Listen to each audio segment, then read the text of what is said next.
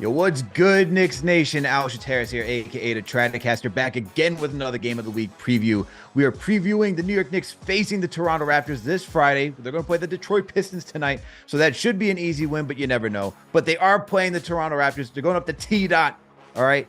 At 7:30 p.m., you can catch the game tomorrow. And who better to help preview this game than a returning guest, Will Liu, covers the Toronto Raptors for Sportsnet up there in Toronto, does a great job. Make sure to hit the thumbs up button for your boys. Make sure to share these links to all your friends, family members, and whoever's out there that needs to tune in and get ready for tomorrow's game. And remember, this show is sponsored by Underdog Fantasy. Make sure to use that promo code KFTV to get a $100 match. Will, what's good, man? How are you feeling today? Feeling good, man. Raps just beat KD and Devin Booker. I know it's something that you guys weren't able to do. So, Oh my God. hey, Here we yeah, go. we were able to guard Devin Booker decently enough. I think he only had 8 points. I don't know how many he had against you guys, but yeah, feeling good, man. How about you guys? You guys are better in the record, though, so I don't even know why I'm talking trash. Oh my God, you're coming in here hot and spicy, man. You're trying to get ready for tomorrow's game. I like it. That's why I like having you on as a guest, Will. But you know what? Even though we weren't able to defeat the Suns, who I was watching that game yesterday. I was watching that game. KD did his thing. Book was quiet. Yo, Siakam, Scotty Barnes is having a good season. You know, he's had a nice turnaround. But for the Knicks, man, we're all right. You know, we're 10-7. Yeah. We're in the in-season tournament, so we're proud of that. We're ready to go out to Vegas. We're trying to beat the Bucks and be in this whole mix. So looking forward to that. So I'm good on this side, man. But let's cut to the chase and let's talk about this game. But before actually we get into like the whole storylines in the game, there is some beef right now between the New York Knicks and the Toronto Raptors with a lawsuit. So I got to ask you, man, what are your thoughts about that lawsuit going on right now? Yo, I'm not gonna lie to you. I feel like it feels like two rich people kind of trying to piss on each other. Like it's because here's the thing: the Knicks don't want Adam Silver to deal with this, which means you guys aren't getting no draft picks. You guys aren't getting no compensation in that kind of NBA fashion. You know what I mean? Like that would be probably the most ideal outcome for a Knicks fan is to like, hey, you know what? We traded essentially a team employee for some picks. Everybody would take that kind of deal, especially when we're talking about low level video assistants. No offense to Azultam. But like, no, it seems like they want to take it in a further kind of fashion in a bigger, way. And so whatever, if that means the Raptors get docked some money at the end of this, I still think it's unlikely, but you know what? Go ahead. Rich people fight each other in courts. It's like watching Succession, but it's a little closer to home. Like I'm cool with this, So, but it is kind of funny, and I guess my question to you is, did you even know this employee in question? Like, as a diehard Knicks fan who covers the team, did you even know who Azultam even was before this? I knew I've seen him. I knew of him, but like I didn't know like the in depth of like what he did and everything along those lines. Like, to be honest, once we got Leon Rose as the president of basketball operations, this has probably been the most in-depth coverage of like who each front office member is, who the assistant coaches are, outside of Tom Thibodeau. So we knew about him, but like his detailed role for the team, I couldn't tell you what he did until like, this report came out and understanding what the allegations are. But, for me, man, like looking at this lawsuit, it's like, it's all accusations right now. We still have to figure out, the Raptors still have time to respond to the Knicks file, for the court case. But honestly, man, like I don't know the in-depth information of just all the information that has been given. I spoke to me and CP, founder, CEO of KnicksFanTV. We spoke to Amin El Hassan, and we asked him what he thought about the entire Knicks and Raptors conflict right now with this case. And a lot of the information that he said, like Second Spectrum, all these things, it's like so openly available that it's why this wouldn't be a slam dunk case, because you can just go to a website and get all this information. It doesn't seem like it's all proprietary stuff.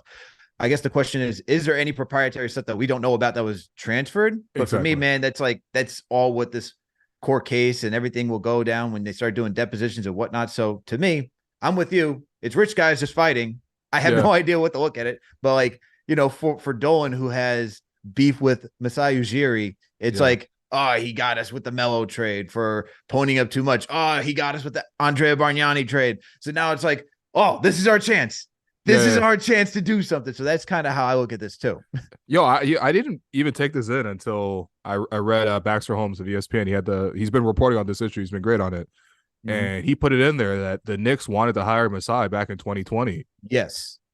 And I guess I just slipped my mind entirely. But that's kind of awkward, But I get it. So if it is kind of funny watching this thing play out. My biggest worry was just like, look, I don't want the Raptors to have to lose their head coach or lose any draft picks. I think that's immediately when you get sued. It's a serious thing. Like you do worry about it. But I think the more the details have come out, I'm like, all right, it seems like, there's a bunch of money and sort of smearing or whatever. So, I mean, look, listen, yeah, I'm not trying to be rude, but like, I think that most of sort of like what goes into a scouting report or goes into a playbook, generally speaking, is not only accessible in terms of everyone kind of is on the same playing field and that kind of things, but just reading the details of the case, it did not seem like the coach was like, hey, I want you to steal this play from the Knicks or this play from the Knicks. There's also lots of stories of players taking literal playbooks. Back in the day when it was like on paper and stuff, now it's all digital, but back in the day, players would literally take their playbook from place to place so they could show the next coach, like, yo, I want you to run floppy, and I like the ball over here in the left corner, like stuff like that. So yeah, I don't know. It's a nice little distraction from the game itself, but I guess you guys don't need that because you guys are solid right now. Yeah, it's a nice little distraction. I mean, this is more so that was more so like off-season stuff that occurred, right? And Knicks are 10-7. They're third in the Atlantic Division. We're competing, we're still in the midst of just trying to get everyone in rhythm. Brunson's now back, Randall's now back, RJ's now hit a little slump after having some migraine and being out for a week.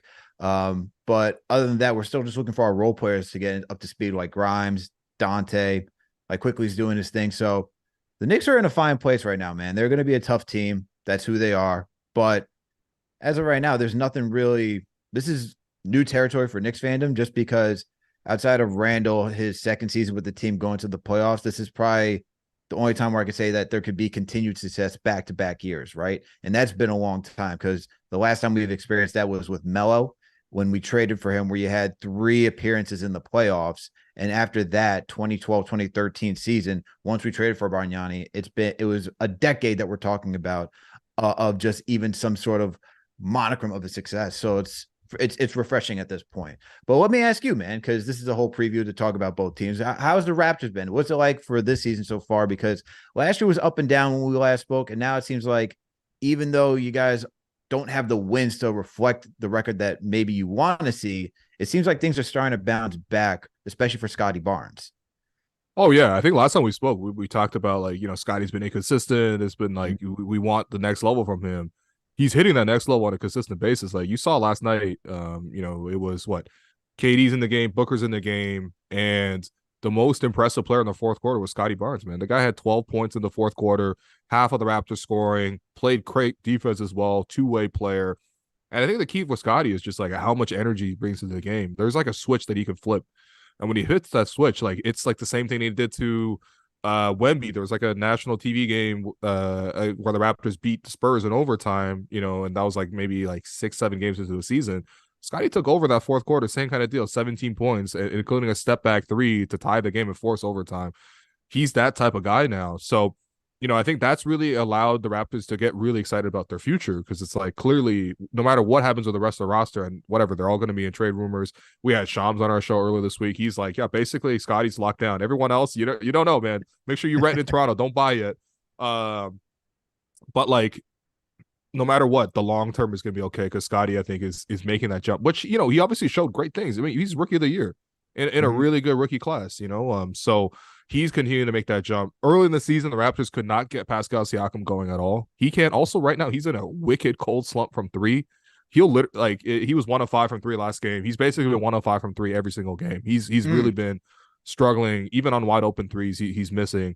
But they couldn't get Pascal going inside of the arc to start the year, which was odd. But they figured that out. Pascal's been solid, back to the sort of all-star level. It's a little bit weird because sometimes he's the number 1 option, sometimes Scotty's the number 1 option, but ultimately it's not a bad problem because you have 2 guys who can play at an all-star level. Past that, about OG, really great defense. You probably see him. Actually, I guess you guys don't really have that kind of dominant wing. Like last night, for example, he's guarding KD, and then KD comes out of the game, and Booker's in the game, and he's like, I'm going to guard Booker now. And he did a great job against both those guys. Like, he's a special defender. Night before that, he was guarding what Donovan Mitchell held him to 4 of 17. So, I mean, I guess as Knicks fans, you guys are no strangers seeing Donovan Mitchell shoot 4 of 17 occasionally, but still, he's a great player, and OG's really great defensively. They got a center finally since the last time we spoke. Jakob has been solid. Yes. Yeah, we had no center for a while. Scotty was playing center. It was weird. 6'9" vision is finally over. You're going back to traditional because you got Dennis Schroeder playing the point guard too, man. Yeah. And that's the thing. Him and Yak and Dennis are really able to run a nice little 2-man game. They got a good pick and roll, so that's like probably 5-6 buckets a game just off of that. The thing is, the Raptors are just inconsistent, man. Their bench really brings very little. Like 90% of the time, the bench sucks. No offense to the guys, but like, they're not really contributing in that way. And then sometimes the starters come out low energy as well. So last couple of games, we've seen performances where the Raptors will fall down like 15, 16 points in the first quarter and have to fight all the way back. So they're up and down right now. I think that's part of the territory with the new coach too. But I think in the bigger picture, they're actually pretty okay with Scotty making this jump. But the rest of it is still TBD. Yeah, and you mentioned about guys like Siakam, OG, and even Gary Trent Jr. Those are 3 guys right there. Big key components of what the Raptors need, like for this nucleus right now, in order to stay competitive. But as you noted, their future is up in the air. And so, what do you think for all 3 of them? And we can start with whoever you want, but all 3 of those guys, this is the last year of their deal. As a Raptors fan and covering the Raptors for so long, what do you think about the situation for the team? Honestly, so with Masai, right? He's kind of giving it the shot right now. Is like, look, last year Raptors, they had much higher expectations than going 41-41 and losing in the play-in game. They had high expectations and it didn't work out. Vibes around the team were bad. Whatever. They let go of Nick Nurse. I think he was a big part of why the vibes were bad. Doesn't mean he's a bad coach. He's doing a great job in Philly, by the way. But it just wasn't working out in Toronto. Kind of overstayed his time there, and so they kind of run back the same team. I mean, like, they were prepared to bring Fred back at a reasonable number. Like, Fred VanVleet's a good player, made an all-star team, pretty solid guy just in general. But Houston came in with a max offer. You don't give a max offer if you're Toronto to a guy like that. So you got to let him walk. Luckily, they get in Dennis Schroeder, who's actually been pretty equivalent to what Fred gave them last year. So to get the same production, but from a guy who making the mid-level at 13 is a lot better value-wise. However, the core of the team is still the core of the team. It's still the same kind of deal. Can they play better? They bring in a new coach. So Masai's thinking going into this is like, look, we're going to play a new way now, and we're going to see who fits. And that's what's going to decide whether or not that these guys are going to be here long-term, or if we move off of them in the trade deadline, or even potentially let a couple of guys walk in free agency. Obviously, I prefer them to get, pieces back rather than letting them walk, because that's what sucked about Fred walking was like, okay, I'm fine with Fred moving on, but you didn't get nothing back for him. And so, yeah, that leads to your question of, Pascal, Gary, OG as well. I think out of the 3, the most likely to stay is OG Anunoby. OG's defense, his 3-point shooting is something that the Raptors just have, like, they just absolutely need them. And I think that long-term, in terms of who fits next to Scotty the best, OG's skill set, being that 3-and-D player who can really just form that defensive backbone, but also be a positive contributor on offense. I think, to me, it's like, it gets to a point where it's like, okay, are you willing to pay him close to the max? Because to me, he's not a close to the max kind of guy, but he's still young enough, and it's like, I just don't want to let him go. I also think Masai has a great affection for him. It's like a father-son thing. So they're not getting rid of OG. Pascal, Pascal is the most accomplished player of the 3 of them. 2-time All-Star, 2-time All-NBA champion as well. He was the Raptors' second option in when the Raptors won the chip in 2019. And he's homegrown. He's really developed. When he came into the league, he wasn't supposed to be no star. So it's been a great story. But the Raptors have not necessarily treated it always as a great story. Like, all offseason, last year at the draft, they had conversations about potentially moving him. In free agency, when free agency began, there was talks, but maybe they'll move him. He ultimately chose not to come to Summer League and join the rest of the team there, because there was a real chance that he might get moved. And it's funny, because a couple years going back, that's what happened to DeMar DeRozan. His vet in the league, he saw this happen with his vet in the league, where DeMar went with the Raptors to free agency, or to Summer League back in 2018. And even asked Masai, like, yo, am I getting traded? Masai's like, no, you're good, man. Don't worry. And then boom, like 2-3 days later, the guy gets a call out of the blue and he's going to the San Antonio Spurs and the Raptors getting Kawhi. Now, obviously, that trade worked out perfect. That's Masai's best trade of all time, next to fleecing you guys for Bargnani, basically. Oh my God, there we go. Yeah, the digs are always coming in. I'm always expecting the digs. Nah, you guys willingly trading for Bargnani is so funny to me, man, because we hated him after 7 years in Toronto. Let alone the fact that we drafted him first overall. Just take that in. But yeah, like basically Pascal has been traded or has been on the trade block, at least in the last summer. And if I had to guess, that's probably what's going to be the case, even moving forward. Now, of course, it's going to take the right deal. The Masai's not going to give him up for nothing. And he's got a great track record of moving star players, but unless I see him actually get extended, and the Raptors still have this window if they want to extend him, but they didn't extend him so far. So I'm not necessarily waiting or holding my breath on that. That's more TBD. And then Gary, honestly, Gary is a little interesting because he could really score. And I think he's had some pretty good scoring games against, you guys, but he's kind of like one-dimensional in that way. He doesn't really play make all that much, and then the defense kind of comes and goes. Ultimately, he's not a high-impact defensive player, and so I think he's young, but also at the same time, the Raptors have had him for a couple of years. They know what he's about. He probably tested free agency this summer and then realized there wasn't a big market, so he just opted into his player option. But yeah, he's been coming off the bench, and I don't know. I mean, like, it wouldn't surprise me if he had a big game just because he can really score. But, unless he's hot, then he's not as useful to your team. So long term, I'd say OG's going to be here. Pascal's kind of 50-50 maybe. And Gary's probably 50-50 as well. Well, Gary still has a player option, right? No, he used the player option. He used the player option. Okay. Yeah, so he's just going to be unrestricted. That's it. Is there anyone that has a player option, or am I mistaken that someone doesn't? OG has a player option, but it's like it's OG a really cheap one. It's like 18 or something like that. He's gonna make like double that. Yeah, that's who I'm thinking. And I think the talk was that he may opt out, test free agency just to see what his market's like, right? So I can understand keeping OG. We have the whole debate or the whole rumor that last season the Knicks wanted to trade for OG Anunoby as well. And look, he'd be a great addition to the team just because of, as you mentioned, versatility. He can guard 1 through 4, and depending on what night, he can even guard a 5. Shooting is there. The whole talk was that he could be like the next upcoming Kawhi Leonard when Kawhi was back in Toronto because of like the little slow, like he doesn't move at a lightning fast pace. He moves at his own pace, a little herky jerky when he does get into his own action, into his own set. So I get the thought process there, but obviously not Kawhi. But for me, I thought the thing when it came to OG though is that the asking price for him, and that's where I think it was like 3 first-rounders that they wanted for OG was like the rumor. And to me, like, good player, not worth 3 first-rounders in my opinion, just because he's not that guy that would take you over the top. And I'm thinking if I'm trading multiple first-round picks that are going to like convey, I don't want to trade for just a guy who I think is just a role player, which is what he was when they won the chip. And what he still is today. He hasn't been an all-star player, not that type of guy. Like him though, but I thought the price was a little too much. And for me, like when I see that, and I'm wondering like what's Masai's thought process, because if you're asking so much for a guy, why not just keep him and not even like allow him to get into like trade rumors and just like squash all of that? Unless it's like you're packaging him up for a top player, such as like a Kawhi or someone in that caliber range.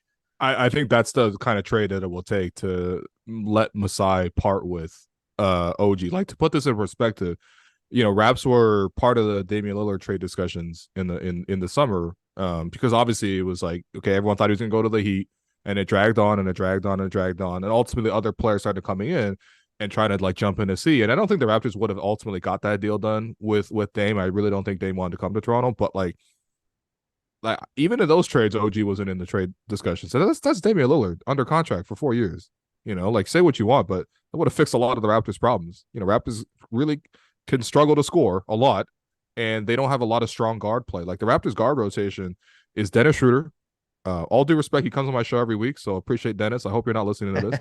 But like it's like Dennis, Gary, and Malachi Flynn. Like, that is not a strong 3-man like guard rotation in the league right now, given how much guard depth is in the league. Like Quickly would be probably instantly our best guard. Again, all due respect to Dennis, man. Damn, please don't watch this, but still, like, Dame would have really helped in that sense. But yeah, I mean, even in those trade talks, like OG wasn't included. So I'm telling you, man, you're not gonna get OG. Like Masai's dead serious when he says 3 picks for him, which is why I think he's gonna ultimately stay. Because if you value him that much, you better pay him. Pascal, I think is interesting because I think the Raptors really do need scoring and they need a secondary guy to run with them. Um, and I think he's very willing to stay in Toronto, but I don't know. That part's been really confusing. I think overall direction in terms of your question of what's Masai thinking, like that's something that Raptor fans are really, really curious about. They want to know what he's thinking as well because it's been kind of unclear. Like it's basically been a 500 team for the last 3 years when you look at it on the whole. So at that point, people are always kind of waiting to see if you're going to rebuild or kind of go all in, and they're not really doing either. Salute to Knicks Nation. Thank you all for tuning in right now. We're doing the Game of the Week preview. We're previewing the New York Knicks facing the Toronto Raptors tomorrow at 7:30 p.m. The Knicks will be in Toronto to face the Raptors. And joining me today to discuss this game is Will Lou. You can catch him over at Sportsnet. Does a great job covering the Toronto Raptors for that radio station, that network. Make sure to support our sponsor, Underdog Fantasy. Make sure to use that promo code KFTV for up to a $100 match. All right, Will, I got to ask you about the man that's in charge of all these decisions because you brought up Masai Ujiri and how he let Fred VanVleet walk away for nothing. And now you're just kind of in this position of, I don't know, we got to wait and see after this season. And this is a guy who's, talked about you either in it for it all or nothing. And that's kind of been that whole mantra. And right now, that's not the case. It's in the middle. So what has your thoughts been about Masai Ujiri up until this point? I mean, look, any Raptor fan that tells you anything different than this would be lying or just be straight up ungrateful. Masai is like top 5 best things to ever happen to the Raptors organization, right? Like since Masai took over, and this is all the way back in 2013 now, the Raptors I think are like second in the league, maybe behind Golden State for like wins. They had so many 50-win seasons. They literally went year to year and they just kept shattering the franchise record in wins, right? It went from like 48 the first year. And first of all, the Raptors franchise history before Masai, before 2013, was straight garbage. Okay. Like there was Vince Carter was here for a hot second. It was nice for like 2 years. I think we beat you guys in the playoffs. I wasn't even a Raptor fan back then. But like that's it. That was it. That was it. We had like literally one playoff series win for like probably 20 years,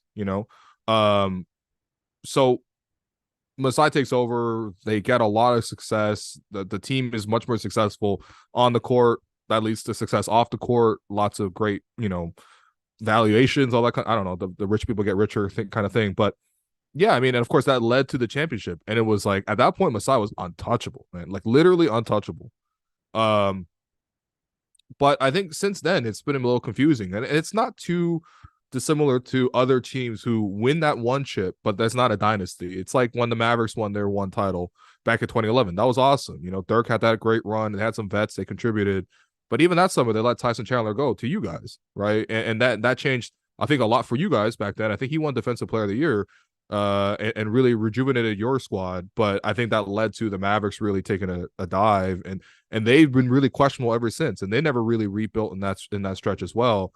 Toronto situation was different because Kawhi left, but it's still this bigger picture kind of thing of like, okay, you've reached the championship. Now, how do you sort of like rebuild back to that point?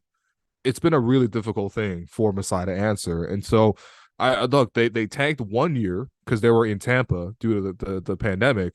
And the Canadian government essentially was like, no, we can't let NBA teams cross over the border all the time. So they had to go into the States. That hurt them a lot in terms of both financially and also both like a team sort of as an organization, just lost a lot of momentum. But since then, I mean, like they tanked, they got Scotty, that was great. But the other pieces have been added to this. That's the thing. You don't really have those secondary pieces that have been added. They don't have that like marquee signing like you guys got with Jalen Brunson that really like it rejuvenates the squad. They don't even have those like little small trades that really add to the squad and really build it, like adding a Josh Hart, for example. So I think that's where Raptor fans are kind of just watching like these guys that they're known. They've watched them win together. Guys start walking out the door. Kyle Lowry walks out the door. Serge Ibaka walks out the door. Marc Gasol walks out the door. Fred walks out the door. And it's like, all right, at a certain point, especially now with other guys going to free agency, what decision are you going to make? If you rebuild, I think Raptor fans will understand. You realign everything on Scotty's timeline and you try to push from there, and you probably push 5-6 years down the line. But right now they're kind of doing neither. And this is about as competitive as they will be, which is like roughly in the same range, maybe like 500, maybe slightly better than 500. Like 50 wins is probably the cap. But yeah, I mean, you don't really have a championship ceiling with this group. So I guess everyone's just kind of waiting to see what he decides to do. And this is kind of where my stance has been. And like up until that point, like all the trades, all the wheeling he dealing he did, you know, and the rebuilding of Toronto, excellent job, right? You get the championship. You made that trade for Kawhi Leonard. You traded DeRozan, Jakob Poeltl. You got Kawhi in return. You win the chip that year. And now afterwards, as you know, guys are just leaving. Serge, Marc Gasol. You let Fred VanVleet walk. You're essentially sold Lowry pennies on the dollar, and now you're just, you know, you got Scotty, which is great, but now you're in this position yet again where you could potentially have 3 guys walk, right? You have to convince some of these guys that they got to stay. And that's where I'm just kind of like, what's the direction of this team for a guy who's like been so adamant, like you got to go for the chip if you're not doing it, which is might as well what he should say is like, I'm going to tank and get as much talent as I can through the draft. But then you look at the draft and you got Malachi Flynn, who I'm like, I need to know, like, because when we last talked, he wasn't doing too hot. He was like in and out of rotations, lineups, like wasn't very consistent. And so when I'm looking at the draft of what he's done there, and when I'm looking at the depth chart and you talk about the second unit being a little lackluster, I'm like, has Masai done a great job right now where he needs to get this moniker where he's like, he's one of the greatest GMs, one of the greatest president of basketball operations, whatever his title may be out there. And I'm like, all right, you still, at some point we got to say, what have you done for me lately with this position? And it's like, is he still the king as he should be? I mean, look, he had a great run, man. It's funny because like I never really think executives can ever be washed. Like a player could get washed because they get some injuries, they lose some kind of rhythm, whatever, right? But like Masai had an untouchable streak, bro. Like it was like, okay, we're gonna win 50 to 55 games a year with Kyle Lowry and DeMar DeRozan as our star players. Like, no offense, but those guys were never even top 5 players in their own conferences. So the fact that they were like number 1 seed with those kind of guys, that spoke to the culture that they brought. Any guy he picked, whether it was a first round pick, second round pick, undrafted guys, they turned into gold. 27th pick, Pascal Siakam comes out of that. That's ridiculous. 27th pick, a guy that like I think 2 guys, like 2 teams actually physically scouted him in New Mexico State, and you turn him into an all-star and a champion. You turn like an undrafted player in Fred VanVleet, and you build him up to the point where, he was obviously great in 2019 in that playoff run, huge shots. There were games where he hit like 7 threes against the Bucks to beat that team in the conference finals, and obviously had a great finals as well. You turn him into an all-star. That's an undrafted guy, like even guys like Jakob Poeltl, which I think was the pick that the Knicks conveyed to Toronto for the Bargnani trade, that got rolled up along with DeMar DeRozan into Kawhi Leonard, man. Like, and that was peak Kawhi. Like the Clippers are still dreaming about that Kawhi. I'm dreaming about that Kawhi. You turned into Michael Jordan that run. I'm not even kidding. I will stand on that 100%. But like, he had an untouchable run. But I think when you set the standards that high, it's A, hard to follow, but B, you got to continue to be on that level, right? And I think that the trades that you've seen since then, it's like, all right, so we are going to trade Goran Dragic, who didn't even want to come to Toronto in the first place, but we trade his salary along with a first-round pick to get Thad Young. It's like, what? That's not exactly like we traded DeMar for Kawhi Leonard. And then the next trade deadline comes around, and it's like, okay, are the Raptors going to rebuild? You could trade some of these guys. Guys are going to maybe walk in for agency, and they ultimately did in Fred. And he's like, yeah, watch this. Here's a first-round pick and Kem Birch for Jakob Poeltl, which, look, listen, Jakob Poeltl is a really good player. He's been great. He's literally leading the league in field goal percentage. But that really cramps the spacing for a team that's already kind of short on it with Pascal and Scotty. So how does that fit long-term? In addition to the fact that I think the Raptors are like 5 games under 500 at the trade deadline. So that got the Raptors into the play-in, but like, that's not the goal, man. We're not trying to go to the play-in. So yeah, I think when you set the standards that high, like you just got to keep delivering, again, to continue this New York references, like Masai might be in his like Blueprint 3 era, yeah, the Blueprint 3 era. He still got some hits, but it's not exactly Blueprint 1 and 2. I like Blueprint 3, man. So don't hate on Jay-Z. Oh, okay, got you. All right, don't hate, right. don't hate. Got you. We got a Young Forever fan in here. Hey, you relax over there, all right? You relax. I'm now Now I got to go talk to all the Knicks Nation to make sure they give a beating to Toronto tomorrow. All right. Let's all right. Let's keep the show moving along. What are your thoughts about your new coach, man? You got Darko Yeah. Rajakovic. What are your thoughts been about him so far this season? So when he first got here, he was saying all the right things, and to the point where I even like, in the brief moments where I got to talk to Masai and Bobby, the front office, I asked both of them to their face. I'm like, "Did you guys get Darko because he's a yes man?" Because he was giving me yes man vibes. But I think since then, obviously they told me no. But I mean, what are they supposed to tell me? Yeah, we hired a yes man. But like, I think since then, what he's really come in and done is like, look, he has a clear offensive philosophy. He wants the Raptors to really be able to move the ball, share the ball. I think they're on like a 12, 13 game streak of 25 plus assists. And for a team that doesn't hit threes like at a very good level, like that's actually not bad. They're up there, I think, either 1 and 2 in terms of assists per game, in terms of passes per game. Like it's a clear system that Darko really wanted to come in with. And I think that the players have been able to buy into that. That's the biggest thing from a coach. If you get your players to buy in, you've already done half the battle. Now, of course, you got to pick the right tactics from that point, but a lot of coaches don't even get past the buy-in portion, especially when you're new. It's one thing when Tibbs comes to your team and he's like, "Yo, I've won different places. I've been an assistant as in a championship team with the Celtics. Like, I did what I did with Chicago. When I come here, you guys are gonna do what I say, and it's gonna work out because I have that track record." Darko's new to the whole thing, right? Like he's been an assistant coach at different places at OKC, Phoenix, Memphis, but like it's new when you're like actually the head of it. So I think on that front, he's got the guys to buy in, which is great. Results wise, I think the roster comes up with a couple of issues. Like the starting lineup, like really the shooting threats in a starting lineup is just OG Anunoby. Like, and OG is like mostly a corner catch and shoot 3-point guy. He's not moving all that much into his threes. And he's definitely not pulling up for three and generating his own threes, right? So not a lot of shooting. And then your second unit is also kind of inconsistent. So Darko is trying to both develop and give opportunities to some younger guys, but also make them play a new way.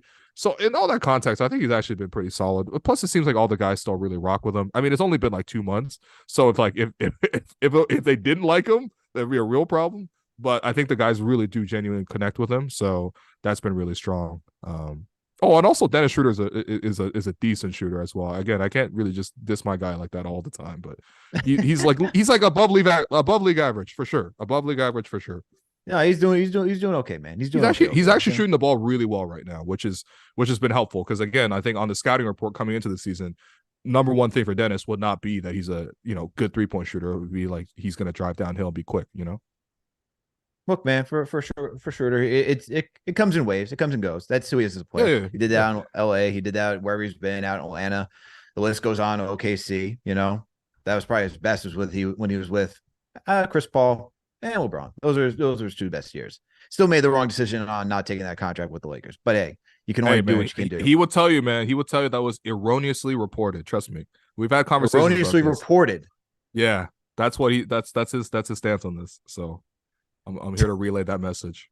Okay. Erroneously reported. I don't know what does that even mean? Like he was not offered that contract. He said cap. He said no, I was not offered that contract essentially. Okay. Yeah. It's a sensitive subject though. Don't worry, man. We gotta. All right. Salute to Knicks Nation once again. You're tuning into the Game of the Week preview. We are previewing the New York Knicks facing the Toronto Raptors tomorrow. They'll be in Toronto facing the Raptors at 7:30 p.m. You can catch the game. With me is joining Will Liu to break down the team. He covers the Raptors for Sportsnet up in Toronto. But guys, let me talk to you about our sponsor today, Underdog Fantasy, okay? And you got to support them. And here's why. It's one of the best sports fantasy apps to use. Easy, fun, okay? It makes the game that much more intriguing. When I go on to Underdog Fantasy, I'm always looking to play when the Knicks are playing.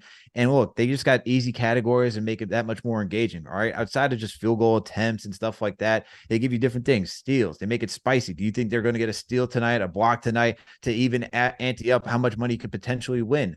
And so when I go through, I'm choosing the 5 players I want. I'm going to choose my 3 Knicks, whoever be, and usually the same teams in the, for tomorrow, if we're playing since we're playing the Raptors, probably choose Siakam and Scotty Barnes and take, maybe they're probably going to get, who knows? I might go with like over 20, whatever points is for Pascal Siakam. I may keep it frisky and go say, hey, maybe Scotty will get over 5 rebounds tomorrow and just change it up a little bit. And you just choose higher and lower, whatever stat categories they give you. All right. And you can either make the option to go insured or not insured. If you choose not insured, you better get all 5 right. But if you do go insured, you can get 4. All you got to do is get 4 out of the 5 right, and you still get some money. So, guys, make sure to download that app. It's a lot of fun. Go download Underdog Fantasy and use that promo code KFTV to get up to a $100 match. You know it's the best thing to do right now. So join the game, join in on the fun tomorrow. CK and I will be making our picks. You can join us for the pregame preview, and we'll show you what we choose. All right, let's get back to this. Well, for tomorrow's game, we're going to break down this game now and discuss these matchups because it's different than the last time we played. Like I said, you were running. It's just funny to hear 6'9" vision. Everyone's making fun of me. They're like, Alex likes to use the term 6'9" vision. I'm like, yeah, I've never heard that term in my life. That's a pretty interesting concept.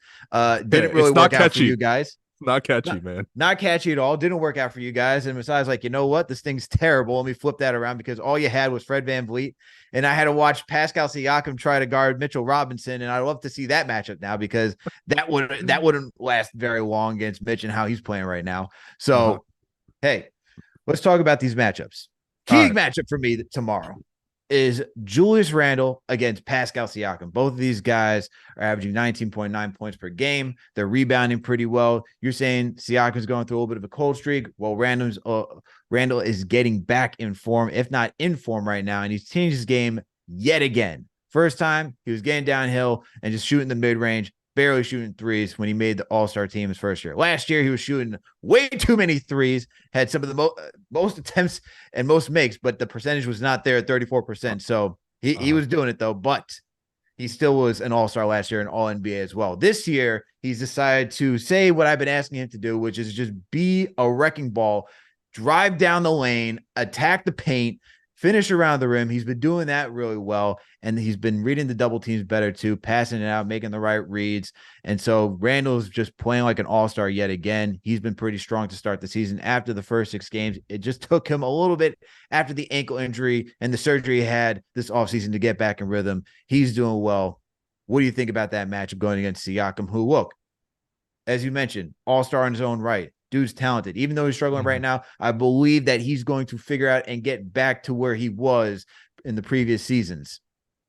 What are your thoughts on that matchup? It's a great matchup because these two guys go head-to-head every year for the same spot in All-Star and the same spot in All-NBA. Like, they literally just trade off that All-NBA spot.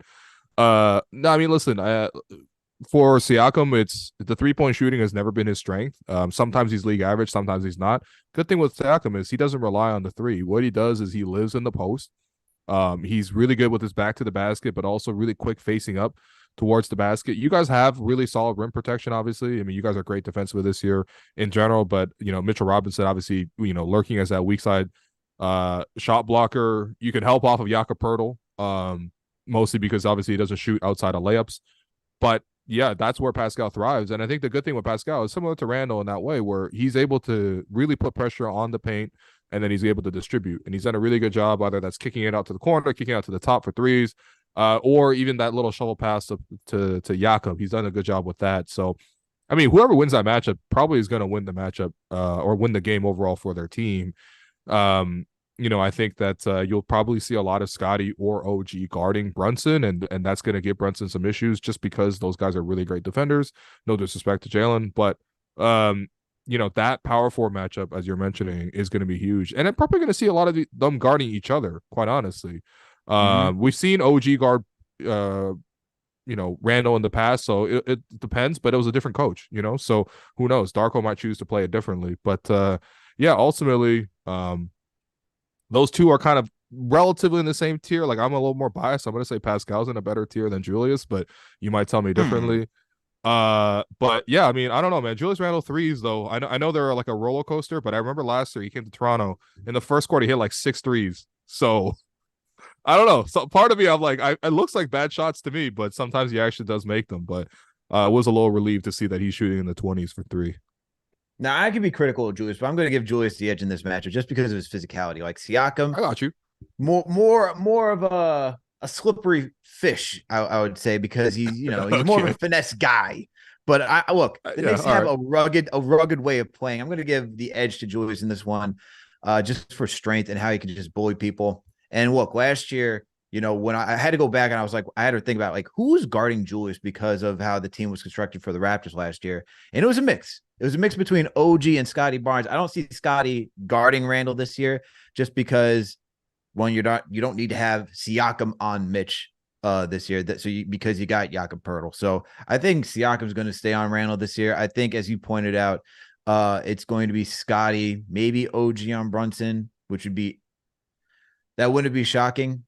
Just because, as you know, you want to like try to limit how much Brunson could do since he is that number one guy for this team. I mean, look, even last year when he played Toronto, he still got over 20 points per game every time he played the Raptors. So the thing is, like, will he be efficient? Which the second and third game, he wasn't as efficient as game one against the Raptors. So, or I should say game two. I'm looking at this and it's like, it's like 2022 to 2023. And I'm like, look at this. I'm like, what's going on here? But yes, so like I think Jalen's still gonna get his tomorrow. I just don't see Scotty. I don't really see OG really stopping what Brunson could do. I mean, this is the guy who dropped 40 against the Miami Heat in the playoffs. So if you could try to contain him, maybe, but I don't see. And that's probably the next matchup is like Brunson versus who, and those are the next two guys that you said. I don't see anyone really stopping Brunson. I think if Brunson really wants to get activated, he's going to get activated. Like Scotty, for the wingspan he offers, can it slow down Brunson? Is Brunson going to have a 40-point game? No. But I don't think it's going to be as in game one where Brunson only scored 7 either, because after that, he figured it out. He knows the team, and now he's good to go. So I expect it to be like a 20-point some odd outing for Brunson, get to his spots, but I'm looking for him to do more facilitating and get other guys in rhythm. Well, look, listen, I think the key to the game for you guys is if you guys can really guard the paint, I mean, you guys have a really good shot against the Raptors. That's the key. The Raptors outside shooting is just not going to worry you that much, but the Raptors do put a lot of pressure on the basket. But the thing is, when the Raptors have gone up against teams, even like Brooklyn did a really good job guarding the basket. Obviously, Nick Claxton was able to be available. He's obviously a good shot blocker, but that's typically been the strategy against Toronto. If I had to give the secrets away, like how Azultan is doing that for the Knicks, but yeah, I mean, look, I actually think that the Raptors do have some pretty good perimeter options, though. I think, look, OG's probably going to take the Randall matchup. If I had to guess, the more I'm thinking about it, just because Randall has that strength element to his game, and OG, for as good as he is on the perimeter, he's got light feet to guard. He's also strong as an ox, man. I think he's like actually on Randall's level for strength. So, he actually will probably take that matchup just to neutralize his strength. That probably leaves Scotty to guard Brunson. And we'll see. I think, honestly, when Scotty really flips it on and he turns on that switch, I don't know, man. He did a great job yesterday, even guarding KD. So, yeah. And the Raptors also have Dennis, too, man. Dennis is actually a pretty good on-ball defender. And he might press Brunson full court, might slow down your offense. You guys are kind of running a slow offense anyway, I feel like most times. It's going to be pick and roll or isolation with you guys. You guys have pretty good clarity in terms of what you guys want to do offensively. But, look, this is a good matchup. And I think, the Raptors won 3 of them last year. Right. Yeah. So, and one of them, Pascal had like 52 or something, or 51, or like he dropped the 50 ball he went in the Garden. Yeah. So, it's always a fun matchup. One of the games went to overtime. I think the Raps won that one as well. But off the RJ slam. Can't forget the RJ slam on Scotty Barnes, your boy, by the way. That's right. I think that in that game, Scotty also told Quentin Grimes, "You is not him." It led to a little bit of war of words. I like when this matchup is spicy, but I do think both teams are well equipped to guard each other. So that's what's going to make it a good matchup and a pretty close game too. Yeah, that's the thing. So like, obviously it's going to be Brunson on Schroeder, because the other matchups, like OG is your shooting guard, Scotty's your 3, Siakam's your 4. And so I think for the Knicks, I wouldn't be surprised if Grimes is on Scotty. And I like defensively, that's a size mismatch though. Look, I totally hear that, but we don't have anyone else that's a true like matchup for Scotty. He's 6'9". The next outside of Randall, who I wouldn't necessarily want Randall guarding Scotty, just because the agility of Scotty on the perimeter is not Randall's strong suit defensively. That would leave either RJ, who may also get some of that assignment as well, but I think it's going to be given to Grimes first to see can Grimes handle Okay. it first, and then would move to RJ. And that's how I think that starting unit is going to match up defensively. And then, the wild card for me is RJ does RJ get back into his offensive rhythm, because he had a strong start to this season, like I said, before he got sick. That's where it is to me. But moving this thing along, man, the next thing is the bench. For the bench, Nick's got a strong bench. Yeah, we got Emmanuel quickly. You guys win the bench, no problem. It's easy, man. It's easy. Trust me, man. Raps bench is inconsistent, man. Like this year, the whole storyline is how much love can we show Malachi Flynn? How much love and support can we show him? So Darko's talking about, he's like, I want to put a smile on his face. I want to, and his coach, his teammates, the vets on the team, Dennis, guys like Garrett Temple, guys who are like 10-year vets are like, putting their arm around his shoulder and bringing him into their card games and like really just getting him as much confidence as possible. And then you look at it overall and it's like, yeah, he is playing better. There's no doubt. I actually love this storyline. It's really acute to me, but I mean, quickly is leagues ahead, I would say. And Malachi is tough. He will try to guard, but I think quickly probably gets off a little bit, and that's gonna be tricky because you never know what you're gonna get from Precious. Real grab bag from Precious these days, man. It could be like it could be some pretty bad play, or it could actually be pretty solid. But it's a range. Boucher is a bit of a wild card too. Like, there's no guarantee off the Raps bench like you guys have guarantees of your bench. Yeah, the guarantee for us is, like, as you mentioned, Emmanuel quickly, runner-up when it came to 6-man of the year last year.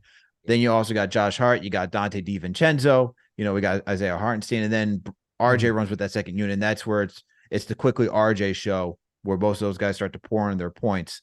I'm looking for quickly just to take it away with the second unit. That's kind of what he does. And then he gets his time with the first unit to space out the floor. So that's where this matchup is really going to be interesting. It's going to get down to the late game for me, man, where, usually at the end of games, quickly has now been earning even more of that right to be a closer. But then if you're going to have Brunson and Quickly out there, that's a very small backcourt. And the Toronto Raptors are not small. Unless Gary Trent Jr. is out there in the closing minutes, which, I mean, Raps do close small sometimes too. Raptors sometimes will take Jakob off the floor because he's also a liability shooting free throws. So they'll take Jakob off the floor and they'll go with Gary. Even if Gary's not having a great game, they'll probably usually close with Gary, depending on the other team goes small. If you guys finish big, obviously they're fine with Robinson versus That's Hacky Jakob. Is that what has been happening to you guys? Hasn't happened yet, I don't think, to be honest. But I mean, it's the guy shoots one-handed free throws, guys. Like it's conceivable that you guys can want to do it. Yeah. Wait, he shoots a one-handed free throw? You'll see tomorrow. Oh my goodness gracious! You get this guy back, and he hasn't learned how to shoot a proper. Was this like the opposite of Hey Arnold, where you're doing underhand, you're just doing one shots? What is this? Was it Mason Plumlee doing this too? When the Raptors had Jakob, he shot two-handed free throws, and when he went to the Spurs, Pop was like, "Yo, maybe try one hand." So he came back to us with one less hand on the free throw. So if we trade him back to the Spurs, it's gonna be a zero-handed free throw. He's gonna try to headbutt the ball in or something. Good God, this is.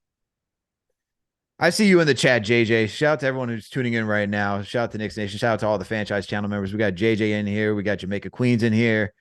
Who else we got in here? We got Gregory Weiner in here. Shout out to all you guys tuning in. And I see who is it? JJ, you said Mitch should try that? Absolutely not, man. Mitch is already struggling from the free throw line. Shooting like 40%, man. Maybe even less than that. We don't need none of that. Oh, okay. Shout out to the Shells.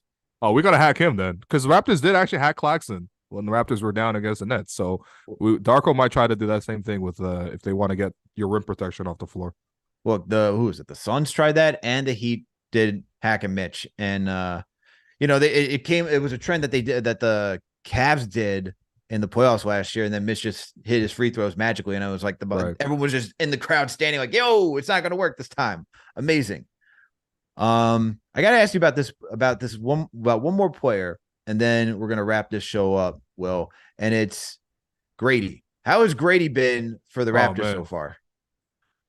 Every time I see Grady, I'm like, he's so much like a kid to me. Like there's some rookies that, regardless of what age they come in the league, like sometimes they're a little bit more mature. Like when Scotty came in the league, I'm like, oh, he's not a kid. Mostly because he was already like 250 and like strong as hell. I'm like, yeah, this kid is probably the biggest guy on the team. I'm not gonna see him as a kid. Grady, hasn't really found the ability to shoot the three, which I think is like obviously the biggest thing that he was drafted for. Still obviously so early. No one's going to make any sweeping judgments, but he had been really struggling. Even watching him in warm-up settings, that he wasn't really consistent with the three ball. So, like a lot of the first round picks of this year, he's gotten a G League stint. He's gone down there. Last time he went down to G League, he was 1 for 12 in the first game, which is obviously not ideal. And then he went like 5 of 20. So he's like really down there to like shoot as many shots and just try to find the shot again. Because that is his NBA comp long term will be like Kyle Korver, let's say. If Kyle Korver was shooting 1 of 12 from the field, he wouldn't be in the league, right? So he's got to figure it out as a really young player. But he's 20 years old. He was like one of the best shooters in the country last year in college basketball. He's been like a long, highly touted recruit for a long time, even coming up in high school and stuff. So I have no doubt that this guy did not just forget how to shoot. Like, he's going to be able to shoot. And when he finds the shot again, he'll be ready to play. But in the meantime, he's not going to factor in too much. Just had to ask, man, because I know he was a big name in this upcoming draft and the Raptors were able to get him. All right. Yeah. Okay, well, what are your predictions for tomorrow before I let you out of here? Yeah, I think it's going to be a close game. I don't think either team is going to be touching like 120 or anything like that. It's going to be a more classic, like maybe 105, 104 kind of matchup. I think it'll be close, but I think because it's in Toronto, I think the Raptors take it. It really comes down to how well you guys guard the paint, though. If you guys can keep Mitch on the floor and if you can really lock in defensively on that front, Raptors will have a hard time really getting going. But I think just because the Raptors have played pretty well at home and also off the good vibes of beating KD and Book, I'm going to pick the Raps. What about you? Okay. I'm going to go with my Knicks, man. I know they're playing tonight against the Detroit Pistons, but that's going to be easy. Don't worry. Yeah. Look, if y'all lose to the Pistons, hold on. It's not the fact of losing to the Pistons. It's the fact that we make this a little bit more of a game than we actually needed to make it, because there are times where Knicks will just come out flat in the third quarter and you're just having a heart attack watching this team. And I'm like, why are we doing this to ourselves? But, I will give them credit in the past with the Hornets. They did put them away, and then we were able to watch the Stars get some rest when they had to go play the Celtics the next day. Unfortunately, RJ wasn't able to play in that game, so then I had to go watch the Knicks revert back to some really bad habits, which is too much isolation and not enough ball movement. But in this case, I think the Knicks are going to come away with the victory. I think the thing is, and you talked about the paint presence, Mitchell Robinson's like I really can't emphasize how much he's really improved this offseason as a defensive presence for the Knicks. Like last year, of course, like we always know he's good in the pick and roll. He's a rim protector and whatnot, but he's really standing his own ground at this point. Like when it comes to opposing bigs, like there's only been a handful of games where he's just been outclassed. And that's not necessarily because of him. That's because of like his teammates not being able to either guard the perimeter or not catching up on their rotations. Like very, very rarely is it Mitch just coming out flat and not trying to do his job. And so with Jakob Poeltl, who isn't really in the class of like the guy like Kristaps Porzingis, who's just on a tear this season, who can stretch the floor and get Mitch out of the paint, which mutes Mitch's impact. If the Raptors are all about scoring in the paint, this is going to be a tough game for them because Mitch has just been that dominant this season. So I'm going with Mitch showing up in this game. He's been a monster on the boards, getting second chance opportunities. He's leading the league in offensive rebounds, man. So if you guys can't stop the Knicks on the offensive end where it comes to getting just second chance opportunities, it's going to limit the possessions that the Raptors will get. So I'm going with the Knicks. It's going to be a close one, though. Look, I think this might be an ugly game. I think they match up well defensively. Prominent. Yeah. Okay. Raptors I know the Raptors are like what, top 15. I think they're like 12th right now. Last time I checked when it came to defensive rating, Knicks are the top 5, but I think it's going to be a slugfest. Yeah. I would not be surprised. And it all depends on how both teams are shooting. If these teams aren't hitting the shots, this is going to be a 90 point some odd game between both these teams. I like that though. I like that. I'm tired of seeing these 150 games. That's not basketball to me, man. Play some defense. Yeah, it's become a layup line and everyone shoots threes and nothing else in between. It's very rare. Although the Knicks like to shoot their mid-range shots. This is a very heavy mid-range team. So we'll see. Yeah. But Will, appreciate you coming on, man, and previewing this game. Please let our listeners know where they can find you if you got anything up and coming that we should be on the lookout for. Yeah. If you are interested in Toronto Raptors, you got to listen to the Raptors show. We're getting all this love. Spotify at the end of the year, they tell you that like your top listener podcast. That's my mentions right now. It's just like all these Spotify screen grabs of like, we listened to you a lot this year. It feels great. It's like a report card. You come home with straight A's. But seriously, it's been excellent. We're on every single day, 2 to 4 p.m. We got lots of great guests. We had Adam Silver on our show. Oh, wow. I know. Yeah, I know. So Adam Silver on our show 2 weeks ago. We got Dennis Schroeder on the show every single week. We talked to all the players. And yeah, it's a great time. So again, that's the Raptors show. You can find it wherever you listen to podcasts. Awesome, man. I see your stuff. I catch you guys on YouTube, man. When I tap in, appreciate it. But you get like your guests. You're just naming guests. Yo, our producers are going really nuts stepping up the guest level now. No, that's all the producers, man. That's all the producers. They do a great job. Well, Will, thank you again for coming on the show. And to Knicks Nation, thank you all for tuning in for another Game of the Week preview. Make sure to tap in tomorrow. We're gonna have a play-by-play with CK2K calling the game, and then you can always tune in for post-game afterwards. So make sure to tap in tomorrow, but make sure before you leave, hit that thumbs up button for your boys, okay? Hit that thumbs up button for your boys. We just had a great show with Will on, all right? We just broke down this game for you guys. So make sure to tap in, share the links to everybody that you know, friends, family members, cats and dogs, whoever it may be. And make sure, if you can't catch us on here on YouTube, live and whatnot, you can always find us on any audio listening platform, Apple, Spotify, whatever it may be that you use. You can catch us all there. Support our sponsor, Underdog Fantasy. Use that promo code KFTV to up to a $100 match. Also, check out KnicksFanTV.com. We got great writers contributing over there. All right, Knicks Nation, appreciate you for all tuning in. Salute to all the mods. Salute to all our franchise channel members. Salute to Knicks Nation. We'll catch you tomorrow. We out.